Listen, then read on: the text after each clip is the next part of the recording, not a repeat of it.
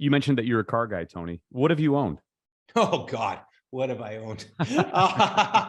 Let's see. I had my first Monte, I think it was a 78 Monte Carlo that I was handed down by my grandfather that I drove in the early 80s.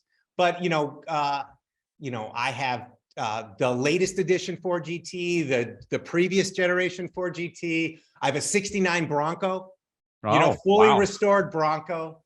I have a 59 El Camino, that's undergoing right now a electrification. I'm so into electrifying old cars. Are you? Oh, are you kidding me? When you go to Pebble Beach, you've been to Pebble, right? You were just doing all your episodes in Pebble. Correct. You go, oh, these are gorgeous cars. They're worth millions. You're like, you touch them, you're like, oh, they're sumptuous. You're like, oh, it just gets your heart racing. And then when you see these old cars and they start them up and they belch black smoke and you're like, this is worth $10 million.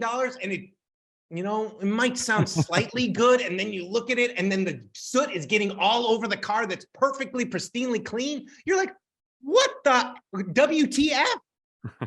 I'm not paying 10 million for that. And then I'm worried about it running. I'm seeing, when you're in Monterey and you see all those cars broken down on the side of the road, it reminds me of the 70s growing up. You saw broken down cars up and down the road. You don't really see that anymore. Not usually. Unless it was a big flat or, but it's very rare compared to what you were in the 70s. And in the 60s, 50s, I could imagine it was even worse. So why do I want to own a incredibly multi-million-dollar beautiful automobile if I can't use it? Yeah, it's a fair point. So I think we're going to see an incredible revolution in the cars and culture world for people who really like older cars, because for so many reasons, because it's like the parts are going to be harder to get, it's going to get more expensive. So you're going to see a lot of these, I wouldn't say the top end, the perfect ones that you don't want to touch. You want a new old stock. It's got to be perfect. But then there's these mid runners, that you fixed over time. They were dense and rust.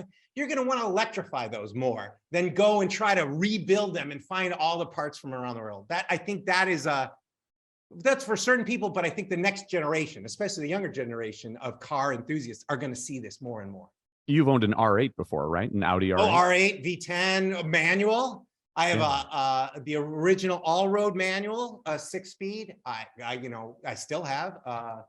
So I got FJ40 all original FJ40 from the 70s.